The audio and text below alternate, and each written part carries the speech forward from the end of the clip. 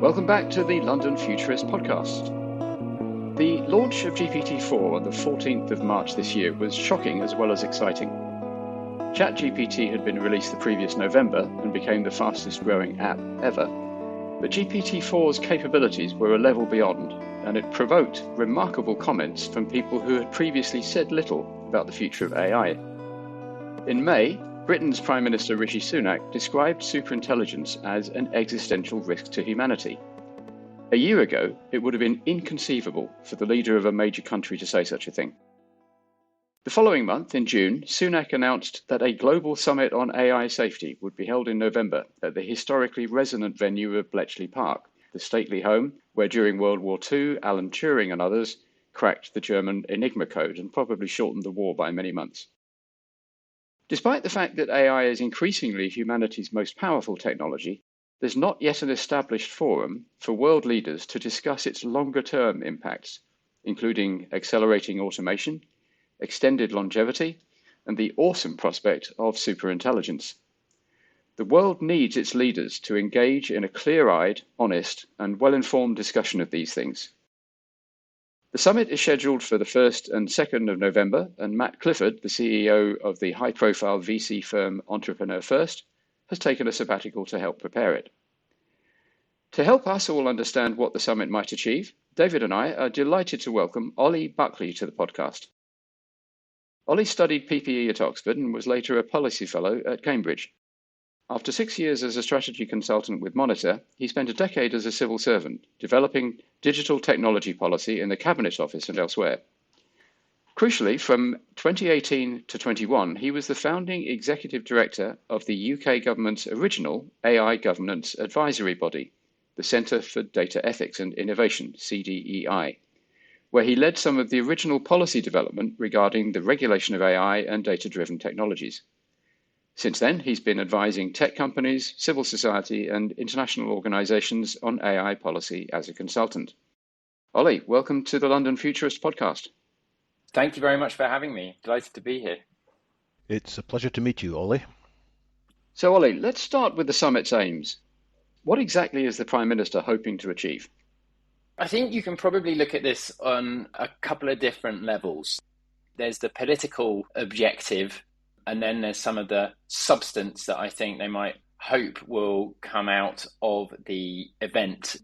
At a political level, I think this is really about burnishing the UK's credentials as the leading centre for AI outside of the US and China. I think there's an element of showing why post-Brexit we can think nimbly and in a faster, more pro-innovation way, perhaps, than colleagues on the other side of the channel in the EU. And, it's a subject which arguably plays to the Prime Minister's strengths. He's a relatively young leader. He's spent time on the West Coast of the US. He gets this, and he's close to some of the people in the tech industry. So if he is looking also to establish some sense of himself as an emerging global statesman, then this isn't a bad subject for him to choose to focus on. And let's face it, it is just one of the biggest, sexiest topics in town in geopolitics to be talking about. At a kind of substance level, the government has set out 5 broad objectives for the event itself. They're hoping that coming out of these 2 days, they'll be able to talk about agreeing a shared understanding of the risks of frontier AI systems and their relative priority, to have something to say about the forward process, how this conversation continues. They're also going to talk about some of the measures that individual organizations, and this is particularly the AI labs that are operating at the cutting edge, what measures could they be taking, should they be taking to increase safety. There's also conversations about collaboration at an international level on AI safety research.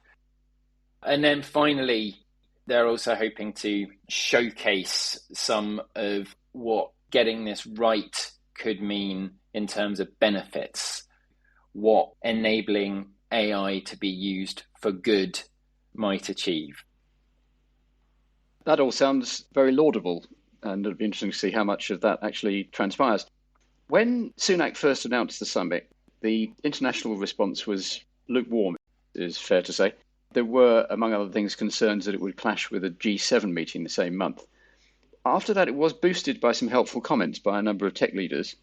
But more recently, Matt Clifford, the man who's on sabbatical helping Sunak arrange it, has been downplaying the idea that an AI safety institute might be established. From your contacts and your conversations, what's the mood music like now?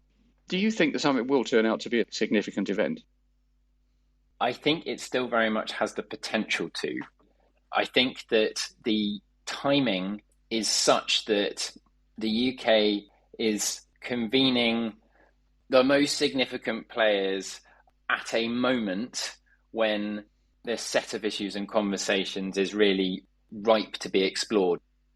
And it's been controversial and high risk, but I think that in deciding to focus it as ruthlessly as they are doing on frontier AI and really dealing with the most extreme risks, and in also choosing to make it a remarkably small event for a global summit. They're talking about a maximum of about 150 attendees on the first day and maybe as few as 30 on the second. Not even a particularly big wedding, never mind global summit. But by choosing to focus in that way, they are giving themselves the best opportunity to actually reach agreement and make progress. When it comes to the AI Safety Institute, there's been a lot of conversation prior to the summit about when we talk about the need for new institutions to govern AI, what are we talking about here? Are we talking about something that looks like the International Atomic Energy Agency or weapons controls, or are we talking about something that looks more like CERN, which is really about research rather than regulation? And where we seem to see things headed is that it's more towards that latter kind of conception, this research-focused organization. And I think that the logic for that is that that is probably an easier thing to get others potentially to sign up to. There are more permutations and gradations of how involved others need to be in an initiative like that to make it international. I think the fact that Matt Clifford has been downplaying the prospects of agreeing something truly international in that space, I would take that with a pinch of salt. On the one hand, they have set themselves an enormous challenge in getting from announcing a summit in June to hosting it at the beginning of November. Kind of got the sense that the summer wasn't that productive and that really it's been since September that the real work has been getting underway. So it's always going to be an enormous challenge to reach agreements at an international level in such a short time frame. But remember, this government has made a virtue of downplaying expectations and then hoping to exceed them. This sort of reads from the playbook, I think, that the government has been pursuing so far. They may yet hope to pull a rabbit out of the hat come November. Can we explore the difference between day one and day two? Day one's got, I believe, political representatives from quite a few countries around the world, and some tech company leaders and some leaders of a few non-governmental organizations. How will the day two process be worked out? I've heard it described as the coalition of the willing. Those who are prepared to say something must be done will be there on day two, and everybody else goes off sightseeing in Milton Keynes or something. How do you see it? That is probably a reasonable summary of how we might expect things to go down. As you say, day one, What I've been hearing is that actually that's going to look potentially like a pretty even split between representatives from government, from industry, and civil society. It's notable because the early announcements and information around the summit made very little mention of civil society, and there was a lot of concern that actually this was just going to be a sort of closed door conversation between a very small number of very rich and powerful tech executives and government counterparts, and that we would miss the bigger picture and miss the really important perspectives and issues that come from wider society and also wider business. I mean, this is the other thing. And of course, a lot of businesses have felt concerned about the really narrow focus on the frontier AI labs. So there's been a real concerted effort, I think, to make sure that day one really broadens out the participation. But as ever, there is a trade-off between how many people you invite to sit around the table and your prospects of reaching meaningful agreement and fully aligning.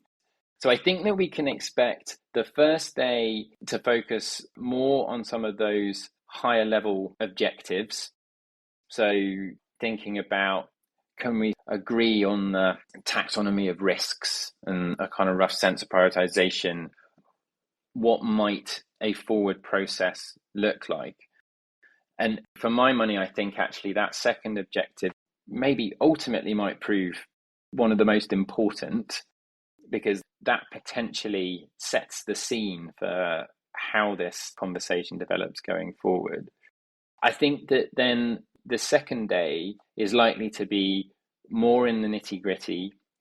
We've talked about those measures which individual organizations should take.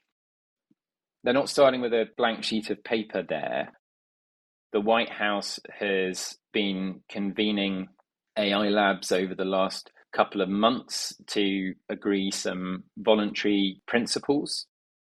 I think what they're likely to be looking at on day two is, can we put some teeth behind those? Can we make them more granular, and can we be clearer about how we're really going to hold the companies to account? You obviously can't get from voluntary to something that's in law or in regulation in an afternoon. But I think that articulating the direction of travel on that stuff and really trying to pin the companies down will be what day two is likely to be more about. We'll be right back after a quick break. The People in Performance podcast offers insights into the strategic competencies, behaviors, and results needed to increase the performance of employees and leaders. The show looks at all areas of the world of work, including attraction and recruitment, onboarding, training, and succession planning. Tune in to get a better handle on the stages of workforce planning you need to master in order to guarantee long-term success in a rapidly changing world of work. New episodes drop each week.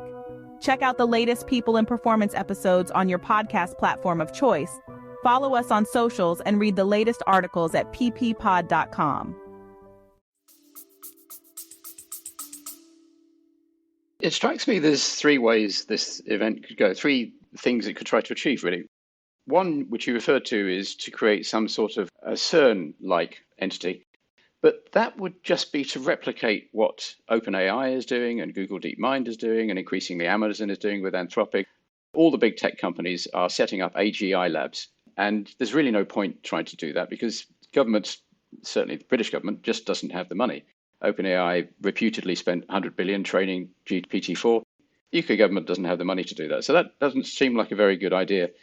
The second thing that it might end up doing is trying to regulate or draw a framework for regulation of AI in the shorter term, what David and I tend to call responsible AI, how frontier models should be used today and in the next 2 or 3 years. And again, that's already being done. The EU's got the AI Act, which is imperfect, but it's probably the right sort of approach, the risk-based approach. The Americans, as you say, haven't got anything as formal, but they are deep into conversations with the tech giants. And after all, most of the tech giants are based there. And the Chinese also are a long way ahead in thinking about how to regulate these large language models. So again, there's not too much point, I would have thought, replicating that. The white space and the great opportunity, it seems to me, is to start a conversation and not to attempt to achieve any great conclusions yet, but to start a conversation and to start a convening process for conversations about the longer term impacts on AI. Very few people in the political mainstream are brave enough to talk about what happens if and when machines take our jobs, which isn't going to happen tomorrow. It's not going to happen next year or the year after, but in 15, 20 years, it may very well happen. And beyond that, and we have no idea how far beyond that, there's superintelligence. Again, political leaders are not currently talking about superintelligence. It is a massive prospect for humanity, and our leaders should be talking about it. And the UK, as you say, I think you put it very nicely, is trying to burnish its credentials as being the leading power in AI outside the duopoly of the US and China. I mean, if we're honest about it, most cutting edge AI is developed in the US or China, and everybody else is a very long way behind. But the UK's got some credentials, Turing. We produce great AI scientists from our universities and so on.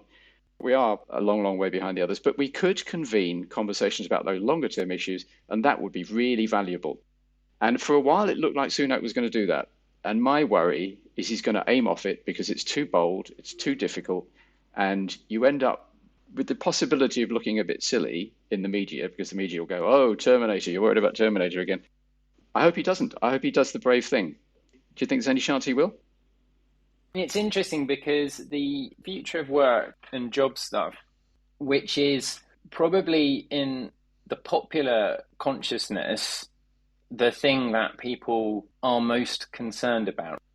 That's the thing that people can really get to grips with and understand will have potentially a dramatic effect on them and their lives. And of course, partly because they've seen this story playing out over time. What they're looking at is an acceleration of a phenomenon that people have lived through and experienced before. And it is also, frankly, as you say, the one that is politically hardest because governments don't currently have an answer. And it's very hard to think of scenarios where that plays out that don't involve the need to levy very high taxes on some very profitable companies and engage in massive redistribution at a point where the aim of the game is to attract these companies to come and invest here in the UK. And it does look like they're having some early success with that, at least insofar as OpenAI, Anthropic have announced that their first international offices will be in the UK rather than elsewhere. You're absolutely right. It's a real political hot potato. You can understand why strategically they're keen to avoid getting too far into that conversation right now. When it comes to the Terminator piece, I think that some would argue, indeed people are arguing, that the UK and the Prime Minister have swallowed that narrative whole, and that actually in positioning the summit in the way that they have, they're talking about this dramatic and essentially probably very low probability but very high impact scenario to the exclusion of the whole set of issues, as you say, that sort of more in that responsible AI space that are playing out today. Just a word on the CERN analogy and the Safety Institute. There is another way of conceiving what this might do, and that is not to try and compete with what the AI labs are doing by building your own foundation models from scratch, but rather as a center for the expertise required to hold those companies to their commitments and to provide the ability to audit those algorithms that they are producing, to test the systems that are coming out of those labs and assess the risks that they pose. Right now, the problem is that all of the expertise required to do that sits within the companies. So the companies are marking their own homework. And I think a version of this is where we put the people that mark the homework. But we need to invest significantly in the capability to do that. Then it wouldn't be CERN so much as the Financial Services Authority, something like that. It's an imperfect analogy. It is a sort of combination because you do, I think, need to develop, frankly, some intellectual property, some new approaches to do some hard data science and to attract researchers and data scientists into that organization. So I think it would be quite a research-minded and research-led body, but with a role that looks perhaps more like a regulator than it does a lab. So this sounds a bit like the recommendations I was hearing from Professor Stuart Russell from Berkeley, who I think is one of the leading thinkers on this. He said recently he thinks that the international body, if there is such a thing, could do three tasks. It could coordinate standards. So different countries around the world are doing their own development of regulations. At least they should be talking to each other and saying, well, we're going to try this. And somebody else will say, we're going to try this. Yep. So there should, of course, be national sovereignty, but there's a role for comparing results. Then number two was exactly what you said, the audit role, that there should be an encouragement of being aware of where AI is going wrong. Typically, we often want to cover it up, or companies often want to cover it up. When they have a ransomware disaster, they often don't want to tell people about it because it makes them look stupid. If there are strange results in large language models or other combinations, these should be analyzed and reviewed. And so there's auditing, a bit like the aircraft industry. They have a remarkable record. Whenever something goes wrong, they don't cover it up. They have this black box mechanisms and reviews. An airline company doesn't try and keep that knowledge to itself for its own competitive advantage. There is the culture of sharing. And then third, which I remember that Stuart Russell was saying, is that should be coordinating some AI safety research to ensure that various things are happening, such as testing on a regular basis an off switch. These large systems should have off switches, and a bit like a fire drill. It's a bit of a pain when the fire alarm goes off and you've all got to trudge out of the building, but there should be tests every so often to make sure that some of these systems should be shut down. And goodness knows if that's going to work or not, but that's an example. I guess my question is, are the politicians listening to the likes of Stuart Russell or indeed the Future of Life Institute? Because I think what the Future of Life Institute under Max Tegmark and Jan Tallinn and others, what they have prepared is possibly the best set of recommendations on how this conference could have practical outcomes. The short answer is that yes, they are listening. The people that they have brought in to advise, you mentioned Matt Clifford, who is focused particularly on the summit. Alongside Entrepreneur First, he also has another sort of day job, which is as chair of ARIA, the Innovation Accelerator. But they've also brought in Ian Hogarth, who is leading the AI task force, which is potentially the prototype or the sort of chrysalis of what may become an AI Safety Institute, or at least being housed there. And people like Ian have been swimming in these waters for some time.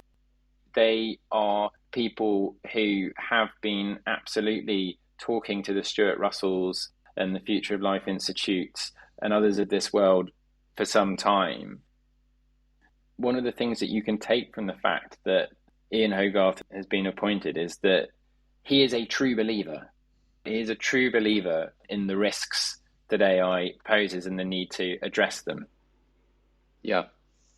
He has spoken out about the existential risk of superintelligence, and he's also got great credentials because he's a very successful AI entrepreneur himself. I keep coming back to the fact that the white space is in the longer term AI. If they try to be the FSA for near-term frontier models, then they're just going to overlap with what the Europeans are doing, the Americans are doing, the Chinese are doing, and all those groups have got more money, more resources, and they will set up their own auditing operations. And there's not really much point replicating that. Sunak, let's be honest, is not going to be Prime Minister beyond the next election. He's going to be looking for something else to do. There's an opportunity for him to be brave at this point. and to set up an ongoing conversation around the long-term future, which we need to be having and we're not having at the moment. Ian Hogarth and others are just the right people to do it. It just looks to me like there's an opportunity to do the right thing here, and it'd be really interesting to see whether they take that opportunity or not. Yes. And I come back to the potential significance of that second objective around what does the forward process look like? Realistically, not least because of the electoral timetable, this has been billed as the first AI summit. The implication is that there will be more to come. Yeah. And I think we should expect that the next one will not be hosted in the UK, that some other country is going to take on the baton. Oh, I don't know. We could behave like the Swiss. The Swiss are really good at making themselves the headquarters for organisations that they're not even a member of. And the UK could do the same thing. On that, I agree with you. And I think that the ideal world scenario from a UK government point of view would be to get people to sign up to an AI Safety Institute headquartered in the UK with massive amounts of international collaboration and co-investment, and the agreement of the companies, those leading AI labs, to share to the fullest extent possible what they're doing and opening that to scrutiny for that organization. I think that is the stretch goal, if you like. The question will be, can we get others to support that? I think the number one item on the 5 objectives is the right one to start off with. It's what we've been circling around, which is the identification of which risks deserve the most attention. And I think there's more than just 2. It's not just today's risks and then the AI taking autonomous control. There are other very serious risks of bad actors misusing very powerful AI.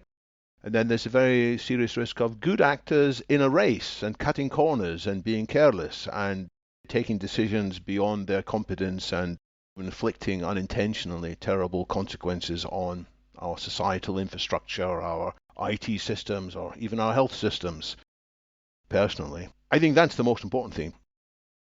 Once people realize that particular risks aren't just some strange theoretical construct, but the build out of things that have already gone wrong, but could be worse than things that have already gone wrong because of much more powerful AI, it's going to make them sit up and say, let's actually put more effort into this. So I'm glad that's what's starting off. I agree with that, but timing is everything. And people don't really get this. The risks that we face from AI today in the next 2 or 3 years are totally and utterly different from the risks that we face from it in a decade or 2 decades ahead. Less than a decade if Sam Altman is right. He thinks we're going to have superintelligence by the end of the decade. But don't you think GPT-5 and GPT-6 will throw open whole new risks that we haven't understood yet? There is that risk. Well, if they're good enough, they'll take us into the next phase where the risks are automation causing widespread massive joblessness, where the risks are really long extended longevity and ultimately superintelligence. Those are the really big risks that are quantitatively different from the risks we face today, and nobody's paying attention to them in an organized way. Certainly no global leaders are. And there's an opportunity, seems to me, for Britain to be established as the locus where the conversation happens, the convener of conversations. Because we're not the US, we don't have tech giants. We're not China, we don't have tech giants. We're not the EU, we don't have the clout to form the regulations that the rest of the world has to follow because they have to follow them if they want to play in our market. We're outside all of that.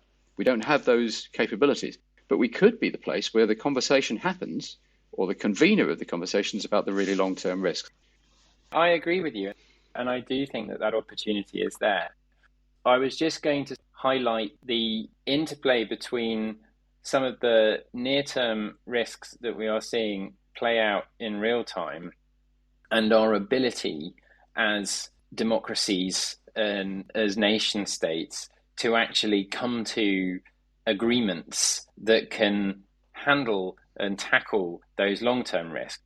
Really, here I'm talking about the threats to democratic systems and processes and public discourse that we're seeing play out with misinformation, disinformation at scale, the prevalence and increasing prevalence of deepfakes.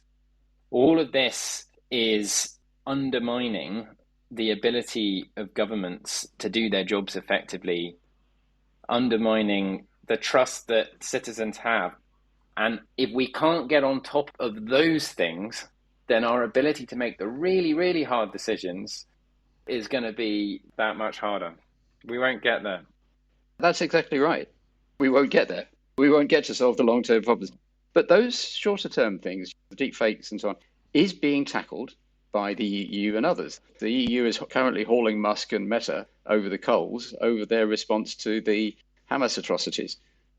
And so I just don't see the point in the UK trying to become yet another regulator to do that when there's the white space opportunity ahead. Yeah, no, I understand. Final question for me, Ollie. Who are the civil society representatives that, as far as you know, are likely to be there? That has been something of a closely guarded secret. It's been challenging to get a clear and definitive list, but I think that what you'll see is it's going to be quite an international contingent. I think that you will see quite a significant representation from civil society organizations in the US.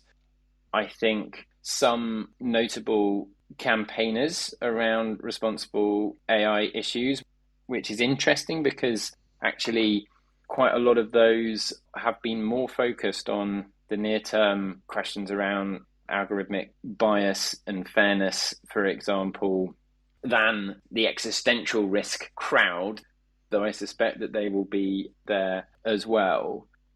It's going to be interesting in light of that, how easy it will be to come to a shared agreement with all the participants about the risks and their relative prioritization. Because there are two camps here. One camp that says that the existential risk should be our absolute focus because the consequences of getting that wrong are so, existential. And then the others that say that's a distraction, that's just a way of kicking things down the road so that we can ignore the problems that are happening right now. Interestingly, my sense is that both those camps are going to be represented to some degree at Bletchley, rightly so, but it will make getting everybody on the same page a bit more challenging. I would also, just taking a step back, say that the distinction between the two camps, I think, can be overblown. There's a lot of common ground, potentially, that a lot of the steps that you would take to address the near-term risks are also ones that will help with the long-run risks. Yeah. And obviously both categories are important. It's crazy to say that one's important, the other's not. And this is the thing. I've sort of heard this from a colleague recently, which I thought was quite a helpful conception, which is to say, if you care about responsible AI and how this is playing out, it sort of doesn't matter whether you think the extinction risk is the number one thing on the list, the fifth thing on the list, or the 10th thing on the list. In any story, we should be paying attention to it. And so if you accept that, then there isn't necessarily a kind of reason to think that what the UK is doing and how the UK is focusing on this is unhelpful. Some people need to be thinking about it. Including global leaders, which is just not happening at the moment. Including global leaders, yeah. Yeah. Then the question is where on that list of priorities it should sit. People will inevitably have different views. Can you say if you are taking part yourself? In the summit? Yes. No, I am not. But I'm working with some people that are. Ollie, is that because you're a Cameroon and not a new, what do they call themselves now, a national conservative? No, I was a civil servant, so totally impartial, and served governments of different stripes during my time. But the national conservatives don't see civil servants like that. They think they're all politically motivated. Well, yeah. That is a different question. You're right. Well, thanks very much for joining us. Perhaps afterwards we can bring you back to hear your analysis of what happened, or maybe when we're planning a second such conference, we can catch up with you again. That would be great. It's been a very useful discussion. Thank you, Ollie. It's been very interesting. Thank you. I've enjoyed it. Cheers.